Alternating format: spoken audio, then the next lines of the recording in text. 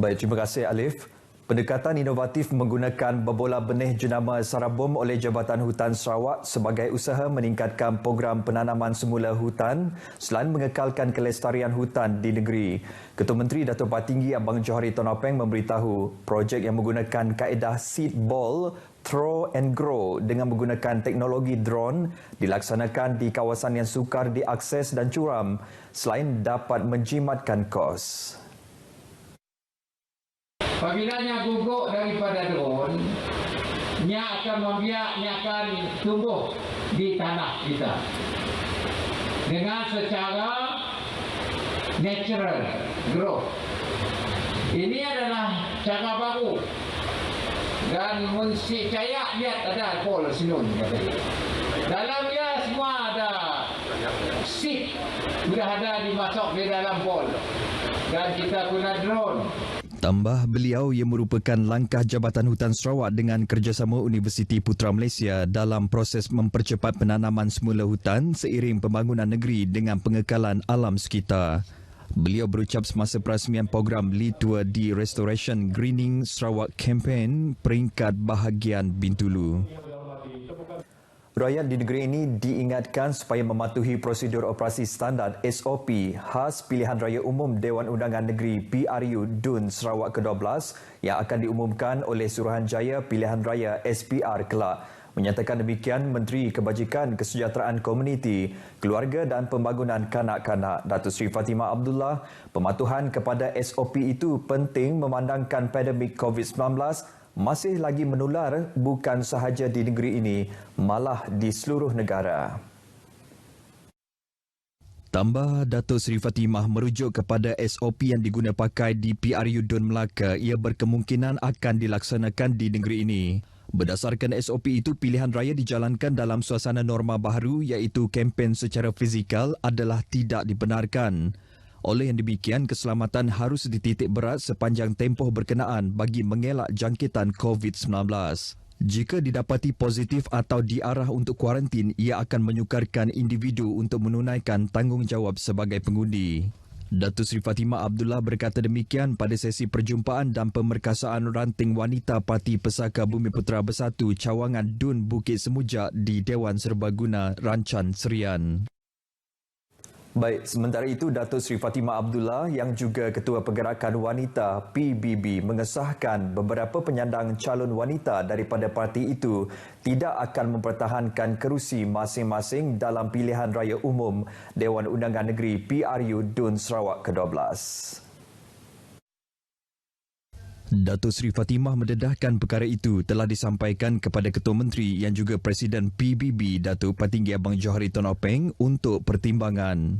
Beliau secara peribadi berharap agar bilangan calon wanita yang bakal bertanding tidak berkurangan, malah bertambah. Namun semuanya terpulang kepada Presiden Parti untuk menentukan individu yang layak bertanding. Tambah beliau lagi, untuk pilihan raya kali ini berkemungkinan akan ada muka baharu bagi calon wanita. Ia adalah perkara biasa dan merupakan tradisi yang diguna pakai oleh PBB iaitu menggabungkan muka lama dan muka baharu.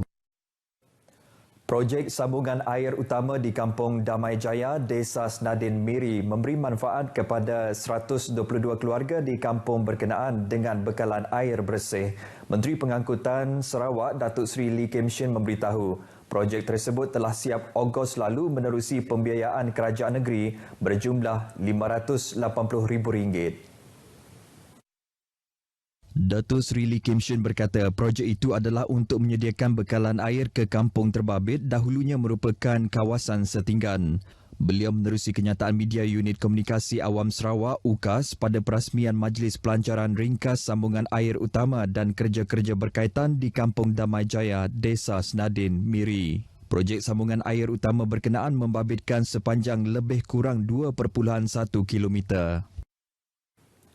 Pertubuhan Orang Cacat Penglihatan Malaysia Cawangan Sarawak menerima baik pengumuman kerajaan dalam bajet 2022 yang memperluaskan pelindungan pertubuhan keselamatan sosial perkeso kepada 9 kategori baharu termasuk golongan orang kurang upaya OKU. Pengerusi Pertubuhan Orang Cacat Penglihatan Malaysia, Cawangan Sarawak, Isak Ngau memberitahu, dengan adanya skim tersebut kelak, sedikit sebanyak dapat membantu mereka yang kebanyakan bekerja sendiri untuk kehidupan yang lebih terjamin dan selamat. Dari pertubuhan memang kita menerima baiklah belanjawan yang telah diumumkan, apatah lagi menyebut tentang pelindungan perkeso. Sebab golongan OKU penglihatan kan banyak yang bekerja sendiri. Jelas Isak pertubuhan itu sentiasa mencari inisiatif bagi tempoh yang panjang agar kehidupan mereka lebih terjamin. Kebanyakan golongan OKU yang bekerja sendiri hanyalah bergantung kepada pelindungan insurans peribadi sekiranya berlaku perkara yang tidak diingini. Tambahnya, bukan sahaja sebagai pelindungan keselamatan sendiri, bahkan skim tersebut merupakan jaminan untuk mendapatkan bantuan yang disalurkan oleh kerajaan kerana telah berdaftar di bawah Perkeso. Macam tahun lepas, kan pihak kerajaan ada mengumumkan tentang skim bantuan kepada mereka-mereka yang berniaga ataupun syarikat. Tapi kami ini tak dapat sebab kita orang tidak berdaftar di bawah Perkeso. Dalam pada itu, beliau turut mengucapkan penghargaan kepada kerajaan kerana telah memfokuskan perkara tersebut sekaligus prihatin kepada kebajikan dan keselamatan OKU seluruh negara. Pengusaha premis makanan di bawah kawasan pentadbiran Majlis Perbandaran Padawan MPP yang telah mencapai pengiktirafan sebagai Grade A dinasihatkan supaya sentiasa menjaga dan mengekalkan prestasi premis masing-masing. Menyatakan demikian, Pengerusi MPP Loke Chiang berkata, ini penting untuk memberi teladan atau galakan moral kepada pengusaha premis makanan supaya berusaha menaik taraf grade premis mereka selain sentiasa menjaga tahap kebersihan premis. Jelas Loke Chiang, ia juga dapat memberi impak positif kepada para pelanggan dalam memilih premis makanan yang bersih. Beliau memberitahu ketika ini terdapat sebanyak 187 premis makanan di bawah MPP dikategorikan pada grade A.